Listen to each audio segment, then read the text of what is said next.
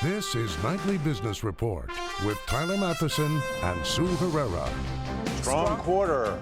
What shares of General Electric did today that they haven't done in years? Move or improve, why homeowners are choosing to put a lot more money into their current homes. And buy and hold the stocks our market monitor says should be in your portfolio for a year or more. All that and more tonight on Nightly Business Report for Friday, October 16th. Good evening, everyone, and welcome. A 7-year high. That's where General Electric shares finished the day after reporting strong third quarter results. The conglomerate said its earnings improved as it continues a massive restructuring and a return to its industrial roots. The stock that's widely held in mutual funds rose more than 3% today to just about $29 a share, easily making it the best performing stock on the Dow Jones Industrial Average. And shares rose despite reporting revenue that fell short of expectations. Mary Thompson has more on what's going right for GE. In what CEO Jeff Immelt called a slow growth and volatile environment, GE held the line on costs and, helped by strength in its aviation and transportation businesses, beat earnings expectations in the third quarter. Crisp execution in tough markets, that's a hallmark of a well-managed company. Even as revenue missed forecasts, Immelt reiterating the firm should meet its profit targets for the year, which is turning out to be its most transformative ever. The firm is ahead of schedule on its plan to sell $200 billion in assets from its finance arm as it shrinks the once mighty unit.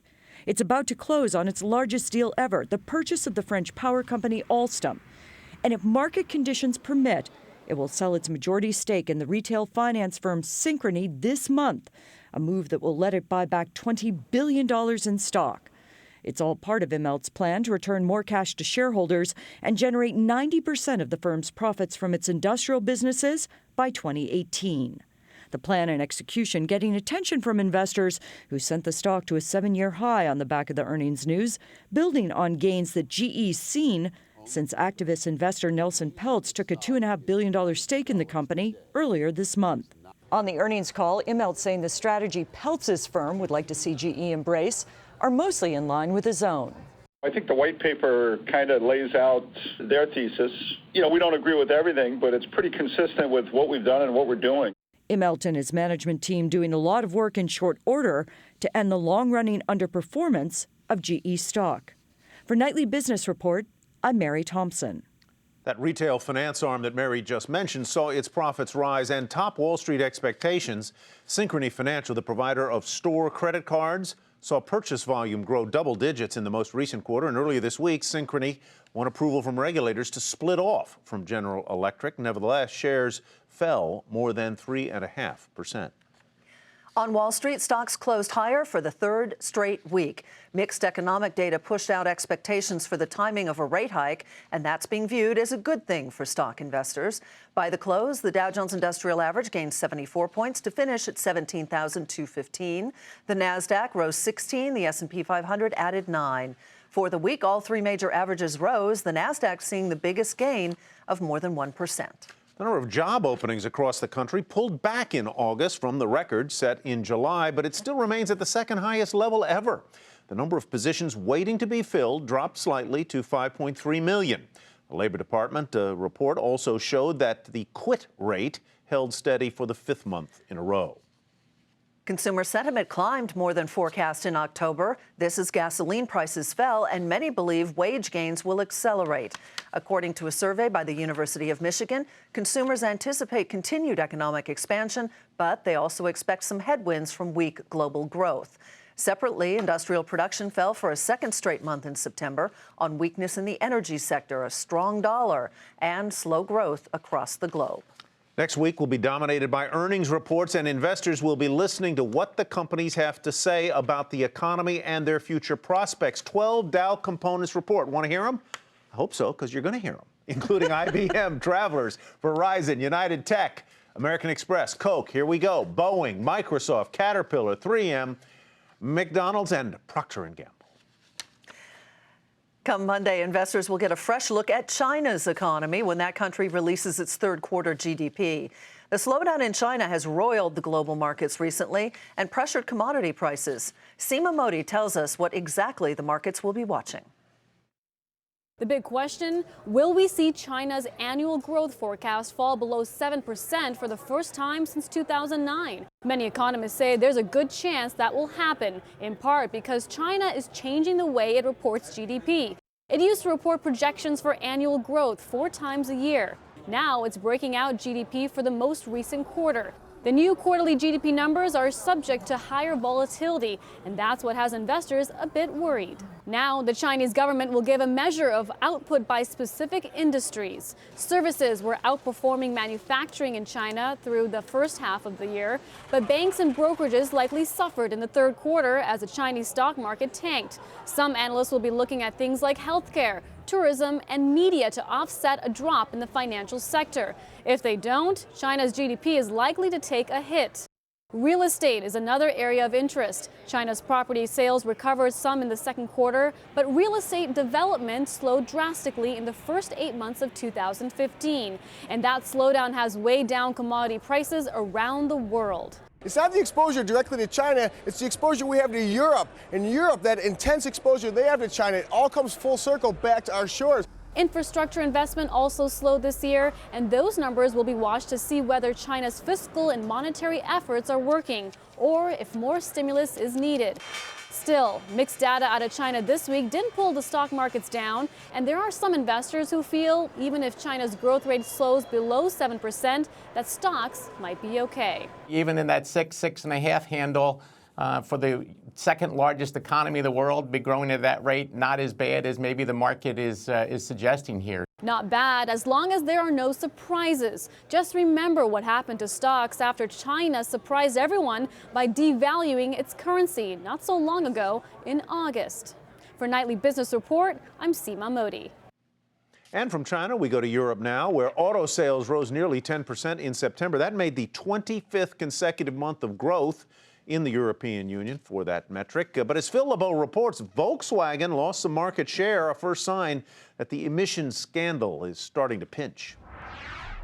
Almost a month after the scandal surrounding rigged diesel emissions erupted at Volkswagen, the German automaker is starting to feel the impact. European auto sales in September show VW lost market share to competitors. Overall, the company lost 0.3% to other automakers in Europe, where some countries have suspended sales of certain VW diesel models.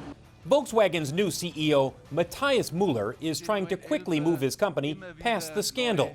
But it's still too early to predict how many billions of dollars it will ultimately cost the company.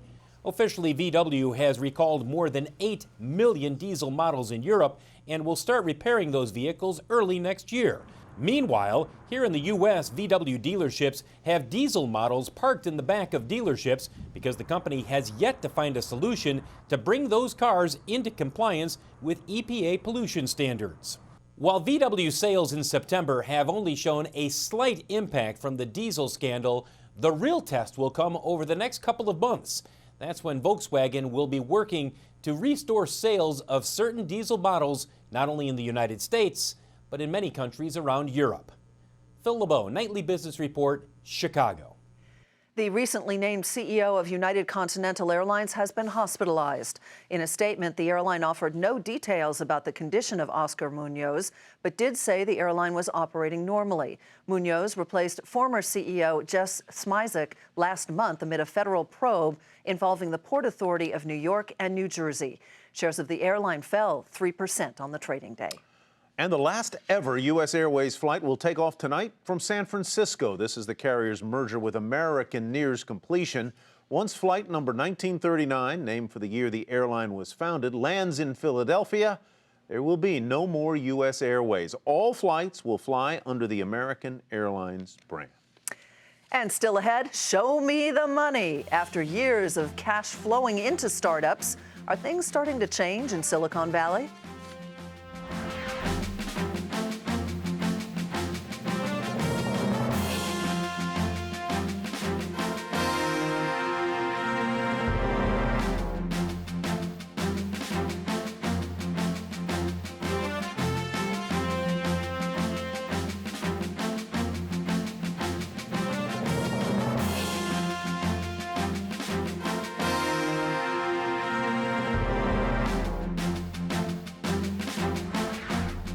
Money has been pouring into Silicon Valley startups. According to a new report, venture capital spending is on track for a record year. PricewaterhouseCoopers says $16 billion was invested in more than 1,000 deals in just the third quarter. But that's a 5% decline from the second quarter. And as Josh Lipton reports, some are now wondering if the venture capital market is starting to cool. It is a great time to be an entrepreneur in America. That's one take from recent data showing the surge of money flowing into startups. There has now been 7 straight quarters of more than $10 billion deployed to these young companies. In part, venture capitalists say this rush of money can be traced right back to the Federal Reserve. As central bankers leave interest rates near zero, investors are forced to chase returns and potentially higher yielding assets like the equity of startups. With the Fed's decision to keep interest rates low and push out the rise in interest rates, what they're doing is encouraging people to push up the risk curve. And people are searching for growth, and about the only secular growth area is technology. So there's a lot of capital which is being pushed up the risk curve looking for growth, and they're going into technology. The flow of money has boosted the number of so-called unicorns, or startups valued above $1 billion. There were 79 unicorns around the world at the end of last year, according to CB Insights, a firm that tracks and analyzes venture capital. Today, there are 142. The question now is whether the good times continue. Ganesan says venture capitalists, if they're going to keep pumping money into startups, need to start seeing actual cash returns on their investments, meaning startups need to go public or sell. I think we're getting close to the show me the money stage. For this kind of investment to continue, you need to see distributions coming from IPOs and M&A markets. And as you know, the IPO market has been choppy. But if you don't see those distributions start coming soon, we will start seeing this investment come down. There also could be signs of cracks already developing in the startup community. Note-taking app Evernote recently announced layoffs, and mutual fund investors in Dropbox reportedly marked down the value of their holdings in the company by 20%. Venture capitalists have already invested more than $47 billion in the first 3 quarters of this year, but the next few quarters will be critical in determining whether the party continues or whether startup founders will have a tougher time raising those big rounds of funding. For Nightly Business Report, I'm Josh Lipton in San Francisco. Daily fantasy sports sites have been dealt another setback. Nevada regulators are banning them from operating in the state until they get a gambling license. The decision was made by the Nevada Gaming Control Board. Thursday evening, both DraftKings and FanDuel pulled out of that state. Comcast Ventures and NBC Sports Ventures have stakes in FanDuel. Comcast is the parent company of CNBC, which produces this program. Now to the race for the White House. John Harwood recently interviewed a number of Republican presidential candidates from Jeb Bush to Donald Trump about their plans for the economy. Tonight, he talks with Mike Huckabee about his proposals for Wall Street and your money. You were a populist, a Republican populist, before it was cool. Whatever that is supposed to mean. Well, that's what I'm getting at. Now you have Jeb Bush, Marco Rubio, Ted Cruz, even Donald Trump saying we need to help the people in the middle and working classes. 8 years ago, 9 years ago, in the CNBC debate, in fact, in Dearborn, Michigan, I remember it well. I was there. We were all asked, how's the economy doing? And most everybody was giving the standard Republican boilerplate language. Sky's the limit. Wealth creates wealth. Stock market seems to be doing pretty well. That it's just doing great. I said, well, I guess if you're working in the corner office, things are going swimmingly well. But for a lot of Americans, it's not doing so well.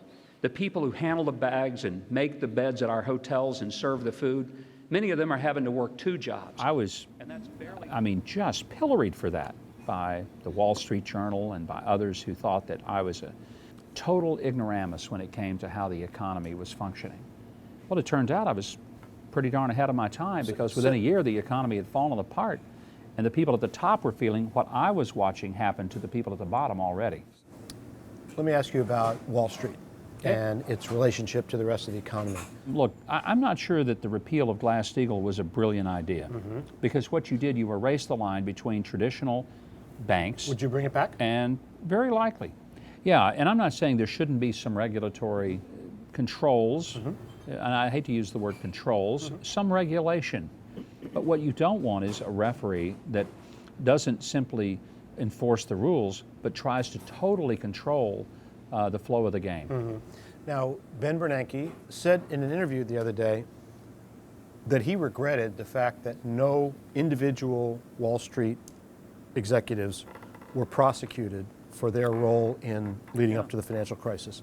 Do you agree with him? Do you think some should have been prosecuted? Absolutely, they should have. These were the smartest people in the room. John, these were the people that were supposed to be the geniuses. These were all Ivy Leaguers. And they knew darn well what they were doing is shuffling paper around and getting paid ridiculous sums of money. Why do you think none of those prosecutions ever happened?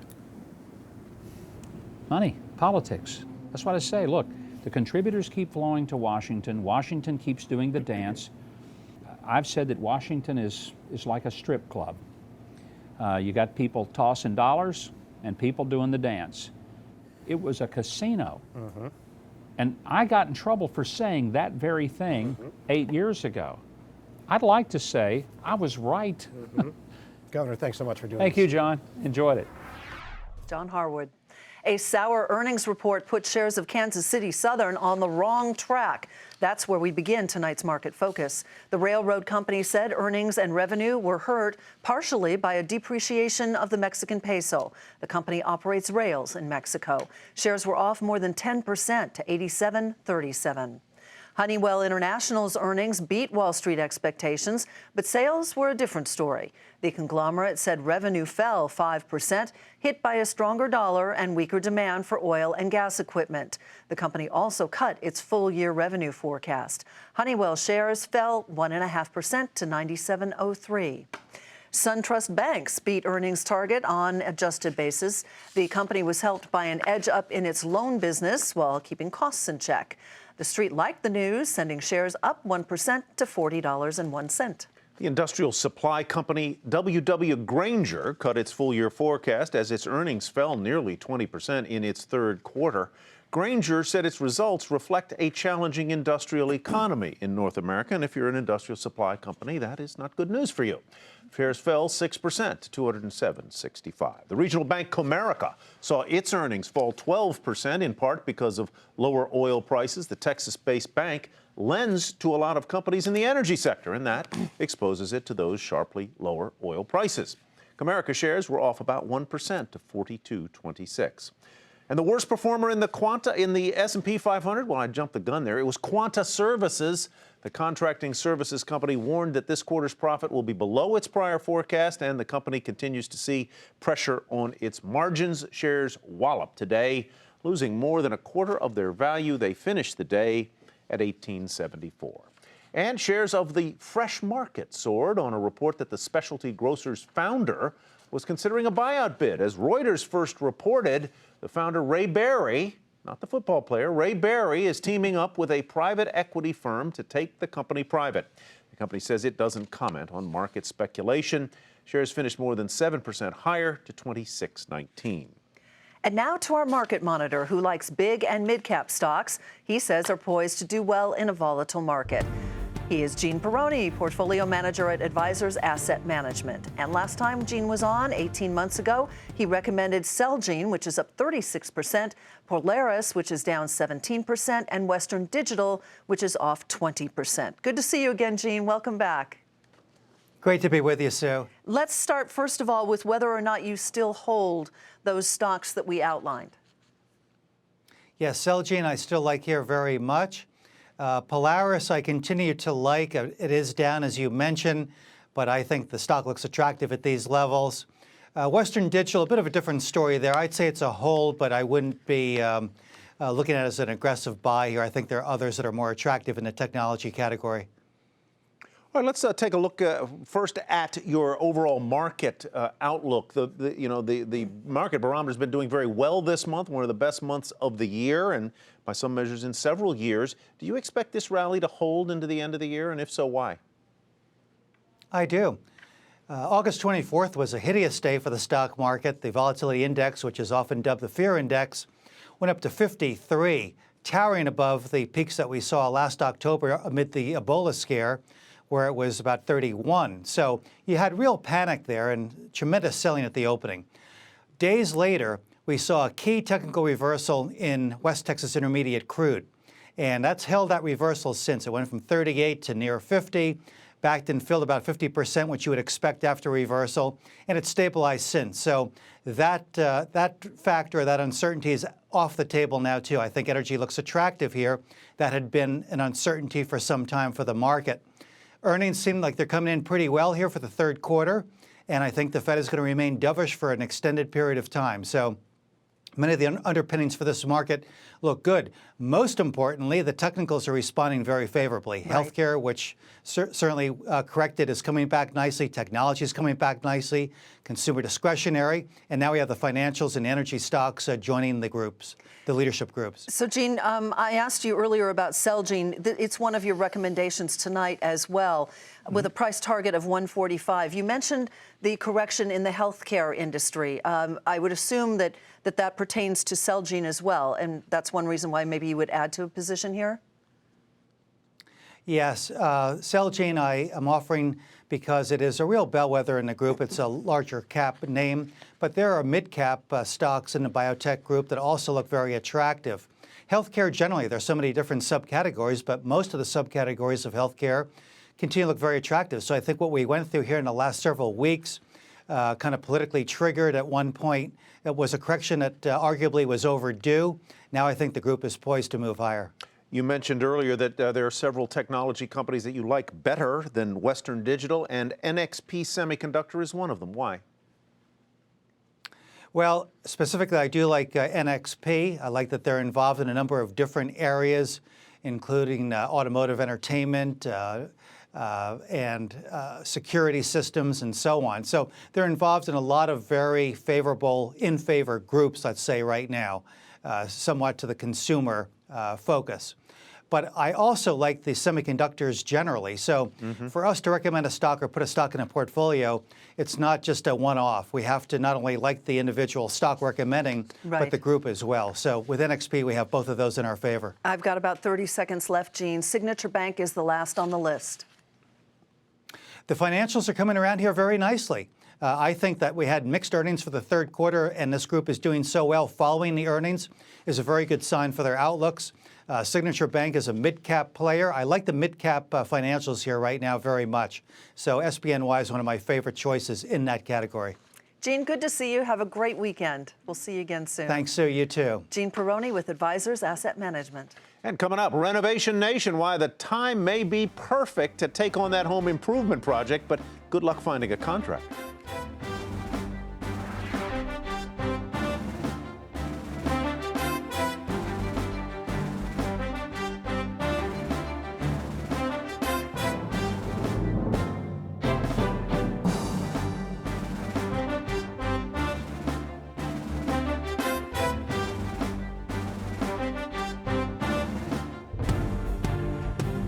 Here's a look at what to watch for next week. It is the busiest week for earnings season. As Ty mentioned earlier, 104 S&P 500 companies are set to report, along with 12 Dow components. 3 key pieces of housing data, home builder sentiment, housing starts, and existing home sales are out. And a number of Fed officials are scheduled to speak, so hang on to your hats. That's what's to watch for next week.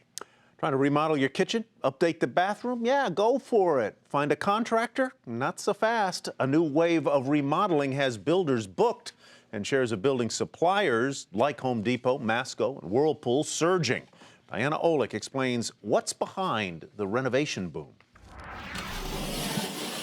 Homeowners are feeling better about the value of their properties, and that's why they're suddenly more willing to add to that value.